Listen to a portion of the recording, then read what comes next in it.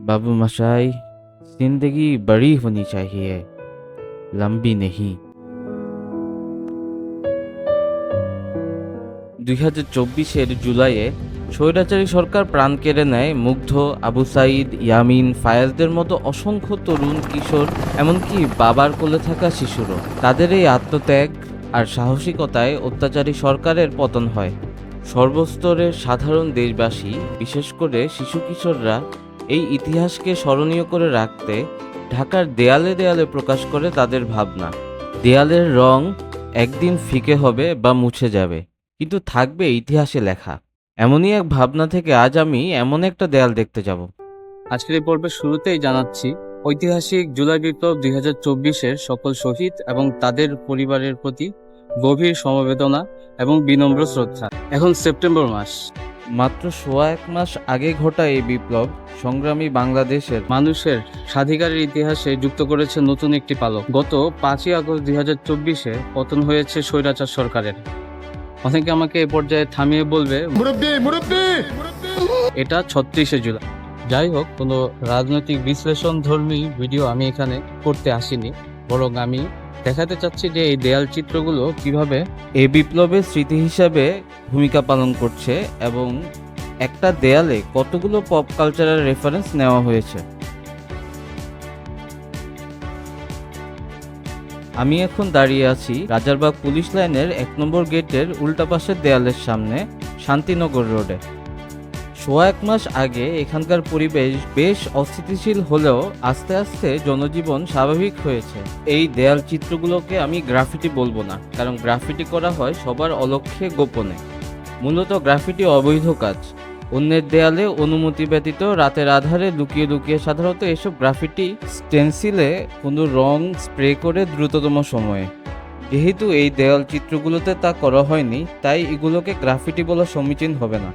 সবার চোখের সামনেই বেশ সময় নিয়ে, কখনো কখনো 2-3 দিন সময় নিয়ে এই অনবদ্য দেয়াল চিত্রগুলো তৈরি করা হয়েছে, যার প্রতিটি পরতে পরতে আছে এই মহান জুলাই বিপ্লব বা স্বাধীনতা ভার্সন 2.0 এর স্মৃতিচিহ্ন। চলুন দেখি জেনজিরা দেয়ালে কি কি এঁকেছে তাদের মেধা ও শৈল্পিক মনের স্ফুরণ ঘটিয়ে। দেশ আমার, দায়িত্ব আমার। আর দেশ গড়ার এই মহান দায়িত্ব ও অসীম সাহস বুকে নিয়ে হীরক রাজার পতন ঘটায় জেনারেশন জি বা জেন জি। সাধারণত জেন জি বলতে বোঝায় 1997 থেকে 2012 সাল পর্যন্ত জন্ম নেওয়া প্রজন্মকে। সাম্প্রতিক সময়ের এই গণঅভ্যুত্থানে নেতৃত্ব ও বলিষ্ঠ ভূমিকা রাখতে দেখা যায় জেন জিকে। তাই শুধু বাংলাদেশ নয়, বিশ্ব মিডিয়ায় এই আন্দোলনকে জেন জি বিপ্লব বলে অভিহিত করা হয়।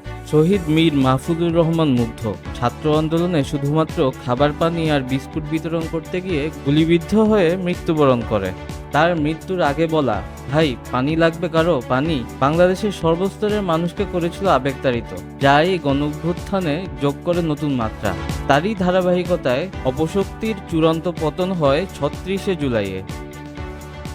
কোটা সংস্কারের ন্যায্য দাবির জন্য ঘাতকদের বন্দুকের সামনে বুক চিতিয়ে দাঁড়িয়ে ক্যামেরার সামনেই বিরচিত মৃত্যু হয় এই আন্দোলনের প্রথম শহীদ আবু সাঈদের। তার মৃত্যু নাড়িয়ে দিয়েছিল গোটা বাংলাদেশকে, আর দাউ দাউ করে বাংলাদেশিদের বুকে জ্বলে ওঠে বিদ্রোহের আগুন। চায়ের কাপে ঝড় তুলে রাজনৈতিক আলাপ একসময় এদেশের খুবই পরিচিত দৃশ্য ছিল। যাই হোক, এখানে আঁকা হয়েছে এখানে রাজনৈতিক আলাপ নিষিদ্ধ নয়, বরং দেশ গঠনে রাজনৈতিক আলাপ জরুরি। এই দেয়ালে আরো লেখা আছে, কথা কম না, কথা কও, স্বাধীনতা দেওয়া হয় না, নিতে হয়। তুমি কে, আমি কে, এই লজ্জা কোথায় রাখি, ধর্ম যার যার, বাংলাদেশ সবার, justice of the people, by the people, for the people, এক দফা এক দফা। নাটক কম করো প্রিয়। এভাবেই টুকরো টুকরো স্লোগান আর মতাদর্শে বিশ্বাসী বাক ও ব্যক্তি স্বাধীনতাকামী বাংলাদেশিরা স্বৈরাচারের কালো থাবা থেকে মুক্ত করে বাংলাদেশকে। স্ক্রিনে যাকে দেখতে পাচ্ছেন কমেন্ট করে জানান সে কে, যার পতন ঘটিয়েছে এক ঝাঁক অরুণ প্রাতের তরুণ দল। 1 মাসের আন্দোলনে স্বাধীনতা ভার্সন 2.0 পাওয়ার পর কিছুদিন বেশ বিশৃঙ্খলা দেখা যায়। ডাকাতের উপদ্রব কিংবা গুজব, সমাজের সবাই একজোট হয়ে মোকাবেলা করে তা। তাই এখানে আঁকা হয়েছে অল আইজ অন ডাকাত, কিংবা গুজব ছড়াবেন না।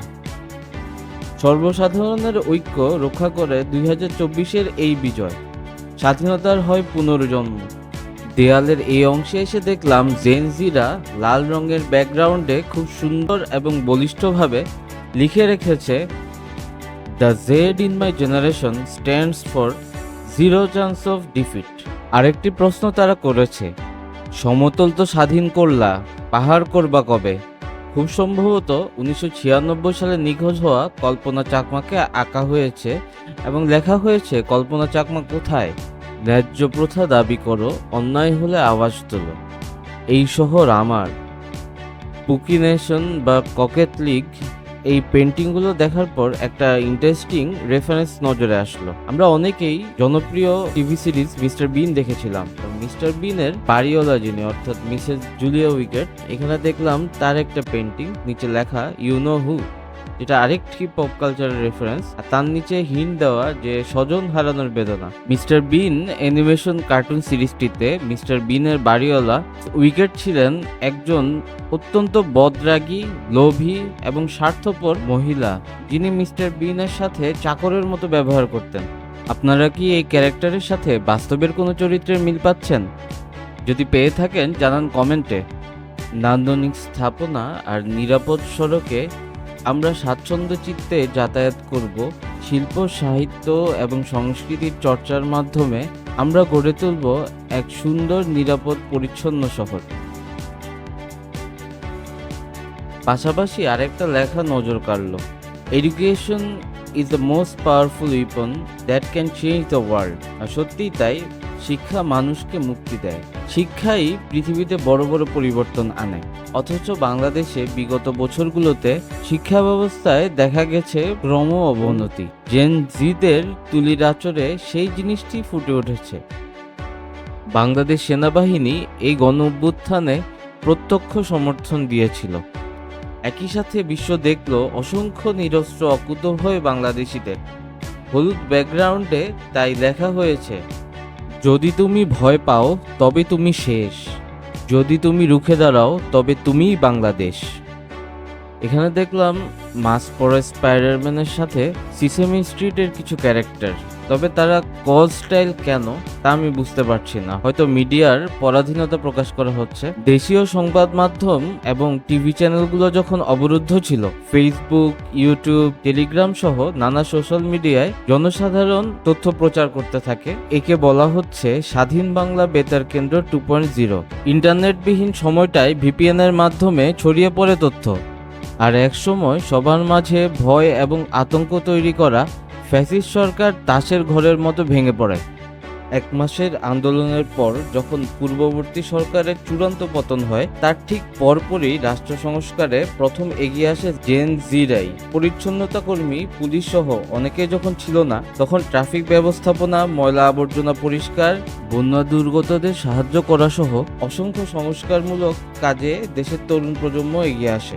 এখানে আরেকটা শক্তিশালী বার্তা দেখতে পেলাম, একজন ভিআইপির জন্য পৃথিবী থেমে থাকতে পারে না। একজন ভিআইপির যাতায়াতের জন্য হাজার হাজার মানুষের কর্মঘণ্টা নষ্ট হতে পারে না। জেন জিদের তুলিতে এই বার্তাটাও ফুটে উঠেছে। জেন জিরা সযতনে লিখে রেখেছে, পুকি নেশন, ওই মামা না প্লিজ, লাইলাতুল গুজব, we got that revolutionary rizz, floors, trust me bro. নাটক কম করো প্রিয়, ডাকইত আসছে, আমি কি বলেছি আমি নির্দোষ? চালাই দেন জেনজি গেনজি, এই রিকি যাবা, চিন্তাপাক দমদম bro, you are so skibidi.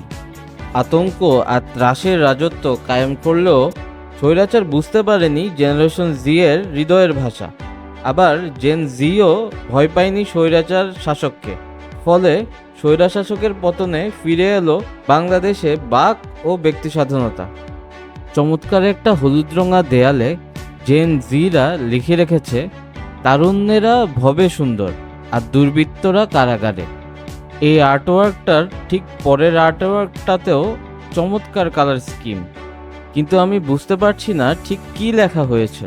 আপনাদের মধ্যে যদি কেউ বুঝতে পারেন তাহলে প্লিজ কমেন্ট করে জানান। লেগেছে রক্তে আগুন লেগেছে, কিংবা এই শহর জাদুর শহর, প্রাণের শহর ঢাকারে। এসব প্রাণবন্ত দেয়ালচিত্রের পাশাপাশি আরেকটা খুব গুরুত্বপূর্ণ দেয়ালচিত্র এখানে আছে। অতি সম্প্রতি নোবেল বিজয়ী অর্থনীতিবিদ ডক্টর মোহাম্মদ ইউনূস গণপ্রজাতন্ত্রী বাংলাদেশের অন্তর্বর্তীকালীন সরকারের প্রধান উপদেষ্টা হিসেবে নিযুক্ত হন। জিরো পভার্টি, জিরো আনএমপ্লয়মেন্ট এবং zero net carbon emission. Doctor Mohammad Yunus বলেছেন 3টি জিরো এর লক্ষ্যে তিনি কাজ করবেন। ওনার মতোই আমরাও স্বপ্ন দেখি ক্ষুধা দারিদ্র্য মুক্ত, বেকারত্বহীন এবং সাম্য সম্প্রীতিতে পরিপূর্ণ রূপসী এক বাংলাদেশের। এই দেয়ালটার সব পেন্টিং এর রিভিউ করা শেষ হলো। আপনাদের যদি এই ব্লগটি ভালো লেগে থাকে তাহলে আমাকে কমেন্টে জানান।